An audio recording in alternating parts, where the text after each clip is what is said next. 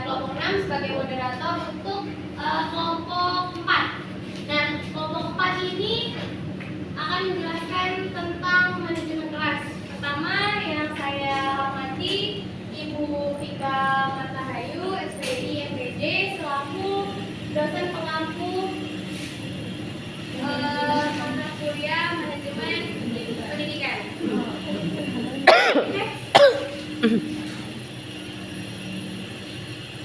Nah, untuk anggota kelompok 4 sendiri, yaitu yang pertama ada Wendy Saramania, kemudian ada Saudari Nutri, kemudian ada Saudari Cinta Maria, kemudian ada Mutiara.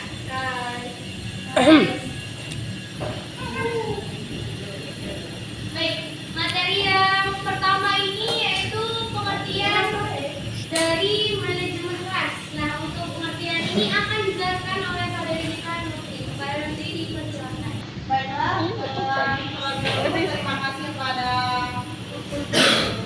moderator yang sudah menyampaikan materi pada pagi ini. Baiklah, saya ingin menjelaskan pengertian dari manajemen kelas. Sebelum itu, manajemen kelas ini berasal dari dua kata, yaitu manajemen dengan kelas. Lalu apa manajemen? Kalau minggu sebelumnya manajemen sudah dijelaskan, namun akan saya jelaskan lagi apa itu manajemen. Manajemen merupakan manajemen ini berasal dari kata manage yang artinya mengatur, mengawasi serta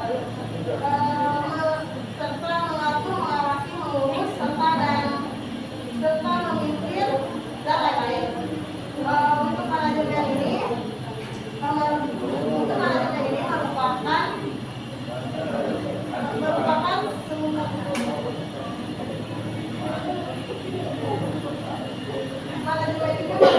suatu proses pengorganisasian yang mengurus, mengatur serta memimpin suatu organisasi itu.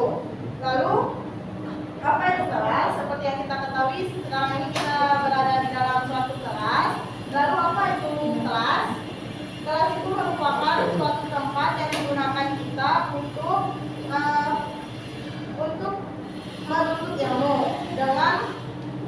ilmu dengan adanya aktivitas antara seorang guru dengan siswa-siswinya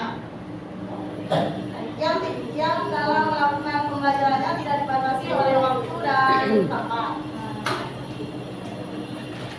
Dari pengertian manajemen dan kelas, ada pula pengertian manajemen kelas. Manajemen kelas merupakan kegiatan yang diupayakan oleh seorang guru untuk menciptakan situasi kelas yang kondusif dalam rangka pencapaian tujuan pembelajaran yang maksimal.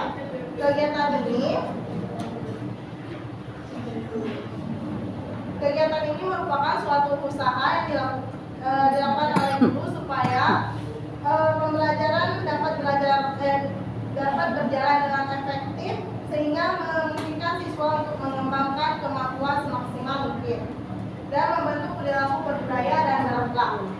Lalu ada pula menurut para ahli, salah satunya Ari Puto yang menyebutkan bahwa manajemen kelas adalah suatu usaha yang dilakukan oleh penanggung jawab kegiatan belajar mengajar atau yang membantu dengan maksud agar dicapainya kondisi yang optimal sehingga dapat melaksanakan kegiatan belajar seperti yang diharapkan. Itu saja untuk pengertian. Lalu saya akan membahas tentang tujuan dari manajemen kelas ini.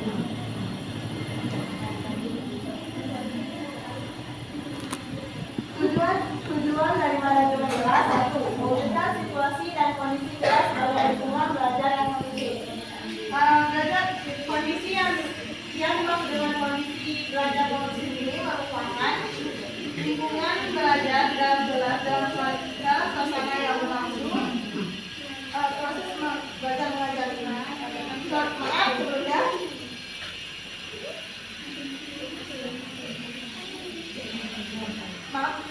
Kondisi yang kondusif ini maksudnya adalah kondisi belajar yang menghasilkan suasana yang tenang yang bertujuan untuk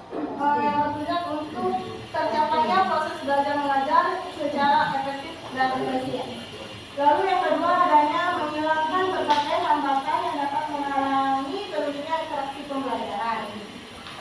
Yang ketiga, menyediakan dan mengatur fasilitas belajar yang mendukung siswa belajar sesuai pedoman tersebut. Keempat, membimbing dan membina siswa sesuai dengan latar belakang siswanya. Baiklah, itu saja yang dapat saya sampaikan terkait materi yang saya bawakan ini. Selebihnya akan saya kembalikan kepada moderator. Baik, terima kasih kepada saudari Mulki sudah memaparkan materinya. Kemudian selanjutnya yaitu prinsip manajemen kelas yang akan dijelaskan oleh saudari kita Syedah Nabila. Kemana dia? Kepada kita yang dipersilakan. Baik, sebelumnya terima kasih kepada moderator. Saya di sini akan melanjutkan materi pembahasan tentang prinsip-prinsip manajemen kelas. Yang pertama ada prinsip kesiapan atau readiness, merupakan kematangan dan kebutuhan fisik, psikis, inteligensi, latar belakang pengalaman, hasil belajar yang baku, motivasi, persepsi, dan faktor-faktor lain yang memungkinkan seseorang dapat belajar. Kemudian yang kedua ada prinsip motivasi atau motivation, merupakan tenaga pendorong atau penarik yang menyebabkan adanya tingkah laku ke arah suatu tujuan tertentu. Adanya motivasi pada peserta didik, maka akan sungguh-sungguh menunjukkan minat, mempunyai perhatian, dan rasa ingin tahu yang kuat untuk ikut serta dalam kegiatan belajar, berusaha keras dan memberikan waktu yang cukup untuk melakukan kegiatan tersebut, serta terus bekerja sampai tugas-tugas tersebut terselesaikan. Kemudian yang ketiga ada prinsip perhatian. Perhatian merupakan suatu strategi kognitif yang mencakup 4 keterampilan, yaitu berorientasi pada hasil masalah, meninjau sepintas isi masalah, memutuskan diri pada aspek-aspek yang relevan, dan mengabaikan stimuli yang tidak relevan. Dalam proses pembelajaran, perhatian merupakan faktor yang besar. Kemudian untuk prinsip yang keempat ada persepsi. Prinsip umum yang perlu diperhatikan dalam menggunakan persepsi adalah yang pertama, makin baik persepsi mengenai sesuatu, makin mudah peserta didik belajar mengingat sesuatu tersebut. Kemudian yang kedua, dalam pembelajaran perlu dihindari persepsi yang salah, karena hal ini akan memberikan pengertian yang salah pula pada peserta didik tentang apa yang dipelajari. Yang ketiga, dalam pembelajaran perlu diupayakan berbagai sumber belajar yang dapat mendekati benda sesungguhnya sehingga peserta didik memperoleh persepsi yang lebih akurat. Yang kelima, prinsip retensi. Retensi adalah apa yang tertinggal dan dapat diingat kembali setelah seseorang mempelajari sesuatu. Dengan retensi membuat apa yang dipelajari dapat bertahan atau tertinggal lebih lama dalam struktur kognitif dan dapat diingat kembali jika diperlukan. Karena itu, retensi sangat menentukan hasil yang diperoleh peserta didik dalam proses pembelajaran. Kemudian yang terakhir ada prinsip transfer. Transfer merupakan suatu proses di mana sesuatu yang pernah dipelajari dapat mempengaruhi proses dalam mempelajari sesuatu yang baru. Dengan demikian, transfer berarti pengaitan pengetahuan yang sudah dipelajari dengan pengetahuan yang baru dipelajari. Pengetahuan atau keterampilan yang diajarkan di sekolah selalu diasumsikan atau diharapkan dapat dipakai untuk memecahkan masalah yang dialami dalam kehidupan atau dalam pekerjaan yang dikehendaki kelak. Mungkin itu saja penjelasan dari saya kembalikan kepada moderator. Baik, terima kasih kepada materi kita. Lanjut ke materi berikutnya yaitu aspek manajemen kelas dan akan dijelaskan berikut. Kemudian ada materi bentuk pendekatan dalam manajemen kelas yang akan dijelaskan oleh rekan kita ya pelajaran. Baik, kepada moderator terima kasih. Sini saya akan menjelaskan bentuk pendekatan dalam manajemen kelas.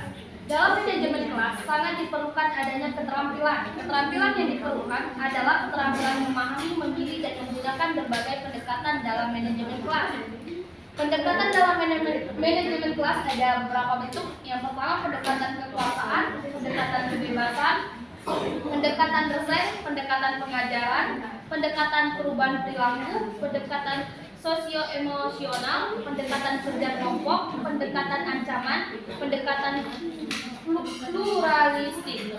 Saya di sini akan menjelaskan beberapa pengertian pendekatan. Pendekatan kekuasaan. Pendekatan kekuasaan adalah agar siswa taat dan patuh terhadap norma atau peraturan yang berlaku di kelas. Dan yang kedua, pendekatan kebebasan. Pendekatan kebebasan artinya adalah siswa diperbolehkan melakukan apa saja selama tidak menyimpang atau melanggar peraturan yang sudah disepakati. Dan yang ketiga, pendekatan resep. Pendekatan resep, kelas bisa dikelola secara baik melalui pembuatan dan penerapan aturan kelas, seperti saat memasak yang membutuhkan bahan dan cara tertentu. Dan pendekatan pengajaran berfokus pada pembentukan kelas yang kondusif melalui kegiatan mengajar itu sendiri. Yang kelima, pendekatan perubahan perilaku untuk mengubah perilaku siswa yang negatif menjadi positif agar tercipta kondisi kelas yang kondusif. Mungkin hanya 5 saja yang akan saya jelaskan.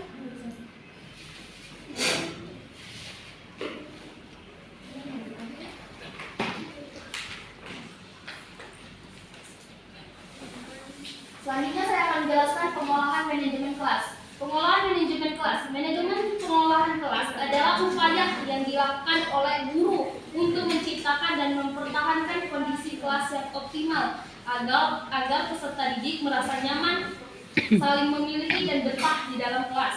Dengan kondisi tersebut, diharapkan peserta siswa bisa meningkat dalam proses belajar mengajar sehingga melahirkan lulusan yang kompeten dan sesuai dengan yang diharapkan oleh zaman.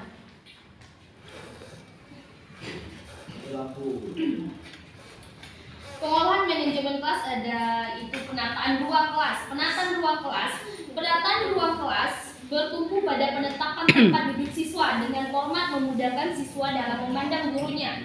Biasanya hal ini dipengaruhi jumlah siswa dalam satu kelasnya. Dan yang kedua, mengantisipasi kondisi kelas. Kondisikan semua siswa dengan baik secara fisik maupun psikis, termasuk siswa yang terlambat masuk dalam kelas. Sebelum siswa benar-benar siap, jangan memulai mengajar. Ada kalanya kita masuk kelas, suasana kelas sangat gaduh atau anak berjalan ke sana kemari dari tempat duduk mereka. Sebagai peserta didik, kita tidak boleh menoleransi hal ini. Ketiga, tetapkan aturan dengan tegas namun bersahabat. Saat ada siswa yang melakukan pelanggaran, kita harus tegas dalam memberikan konsekuensi sesuai dengan aturan yang telah kita sepakati. Keempat, pastikan siswa tetap fokus. Beberapa siswa mungkin tidak fokus dengan materi yang diberikan. Kita bisa memberikan pertanyaan kepada siswa dengan cara menunjuk siswa, terutama yang terlihat kurang fokus. Mengajak siswa melakukan ice breaking dan kejutan-kejutan menarik lainnya agar siswa tersebut kembali fokus pada materi yang diberikan. Kelima, serius tapi santai. Mulailah belajar dengan serius. Bila sudah berhasil mengiring siswa dalam suasana demikian, atur irama pelajaran menjadi santai, kemudian serius lagi, dan begitu seterusnya. Keenam, jangan biarkan ada waktu tersisa yang kosong. Ada kalanya saat kita usai mengajar semua materi pembelajaran, kita masih memiliki sisa waktu antara 5 sampai 10 menit. Sebagai peserta didik yang baik, kita tidak boleh membiarkan anak-anak menganggur di sisa waktu. Di waktu siswa tersebut, kita bisa memberikan pengayaan, mengajak anak nonton film pendek yang berhubungan dengan pembelajaran, memberikan tanya jawab, memberikan soal latihan dan aktivitas lainnya yang bermanfaat. Selanjutnya, bersemangat sejak awal pembelajaran. Sejak awal pembelajaran kita perlu menunjukkan semangat yang baik. Jangan sampai kita terlihat lelah, mengantuk, sedih dan keadaan hati yang tidak baik. Perasaan negatif bisa membuat siswa kehilangan semangat belajar. Kita perlu mengolah emosi kita. Jadi pada dasarnya intinya, apapun masalah yang ada di kita sebagai pengajar atau pendidik yang baik, kita harus bisa membalikan kondisi kita ketika di kelas. Kita harus bisa membangkitkan mood kita agar semua mahasiswa yang kita ajar pun bersemangat dalam menerima materi yang kita sampaikan. Saya kembali kepada. Terima kasih kepada saudari kita Mutiara. Maaf untuk rektor di belakang tidak hidup karena ada kendala listrik. Saya lanjutkan untuk materi selanjutnya yaitu fungsi manajemen dan hambatan yang ada pada manajemen kelas yang akan dijelaskan oleh rekan kita yaitu Melissa. Pada Melissa disilakan. Terima kasih, moderator.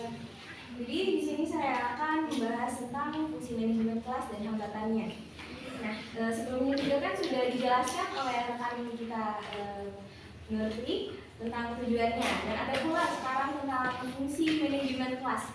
Jadi manajemen kelas itu berfungsi diantaranya memberi dan melengkapi fasilitas untuk segala macam tugas, merencanakan, yaitu memikirkan dan menetapkan secara matang arah tujuan dan tindakan, sekaligus mengkaji berbagai sumber daya dan metode atau teknik yang tepat dalam mengajar, dan kemudian mengorganisasikan, yaitu menentukan sumber daya dan kegiatan yang dibutuhkan untuk mencapai tujuan organisasi.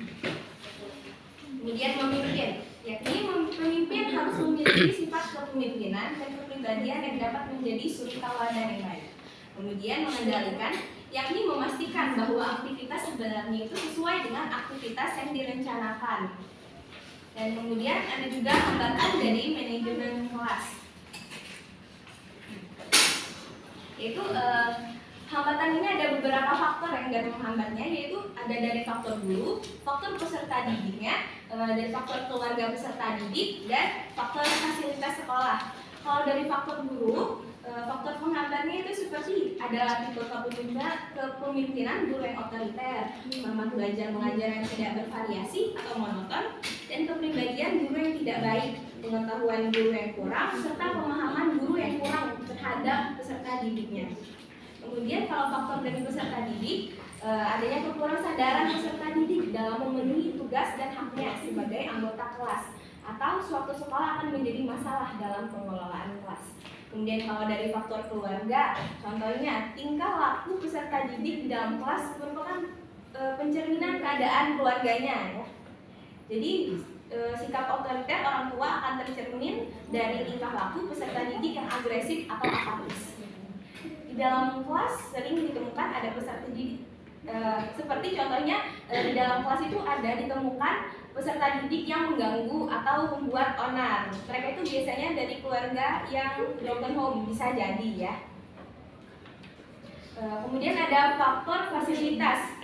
Contohnya seperti antara murid dan ukuran kelasnya itu tidak seimbang. Jadi besar dan kecil ruangan tidak sesuai dengan jumlah peserta didiknya, dan ketersediaan alat tidak sesuai dengan jumlah peserta didik. Jadi kesimpulannya, kita yang kedepannya nanti insya Allah akan menjadi seorang guru, ya. Amin. Kita harus tahu dan bisa memanajemen kelas dengan baik agar kelas menjadi lebih kondusif dan pembelajaran akan berjalan dengan lancar. Dan karena di dalam kelas itu kita adalah sebagai pemimpin, guru adalah pemegang kendali dan pengambil keputusan dalam melaksanakan pembelajaran di kelas. Sekian, terima kasih. Kembali kepada moderator. Baik, terima kasih kepada pemateri kita Melissa Amadia atas pemaparan yang sudah dijelaskan. Mungkin sekian materi yang dijelaskan para pemakalah dari kelompok 4. Saya sebagai moderator akan membuka sesi tanya jawab untuk 4 orang penanya yang cepat. Baik, saya mulai dari dengan 1, 2, 3. Oke, pas. Nah,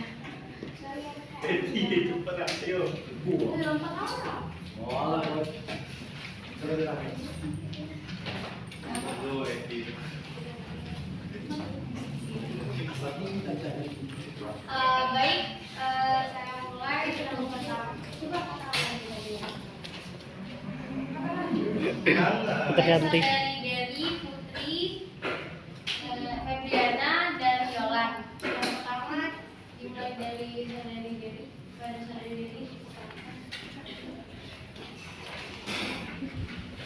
Baik, terima kasih kepada moderator.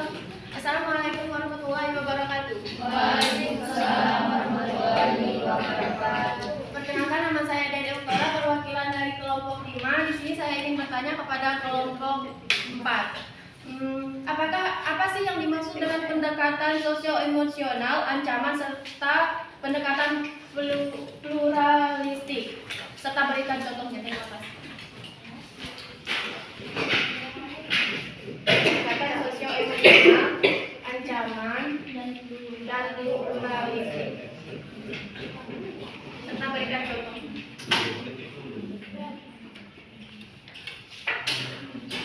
Baik, kepada penanya selanjutnya yaitu Saudari Putri, dipersilakan.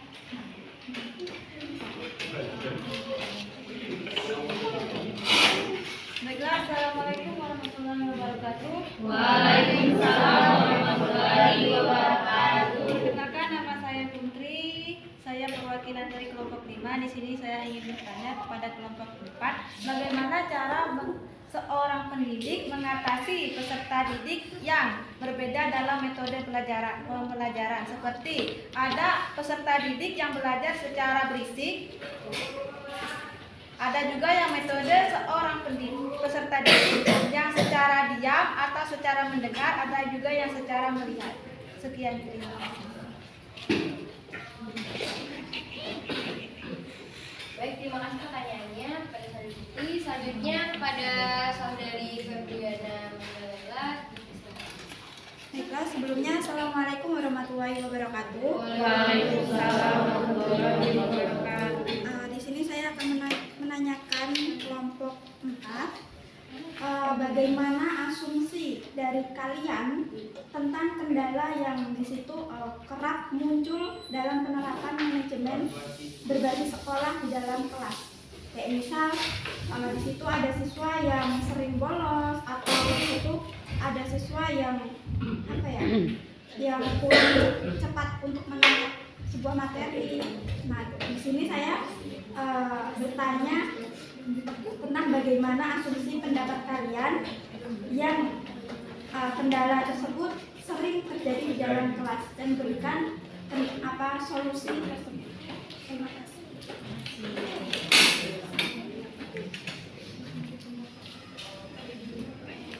Baik, terima kasih kepada Saudari Febriana. Lanjut ke pertanyaan terakhir yaitu Saudari Yola. Baik, Assalamualaikum warahmatullahi wabarakatuh. Waalaikumsalam warahmatullahi wabarakatuh. Saya perwakilan dari kelompok 3, izin bertanya. Dalam suatu kelas pastinya ada pengelolaan kelas tentunya dan pengelolaan pengajaran. Nah, saya ingin mengetahui apa sih perbedaan pengelolaan kelas dan pengelolaan pengajaran tersebut. Itu saja. Wassalamualaikum warahmatullahi wabarakatuh. Waalaikumsalam warahmatullahi wabarakatuh.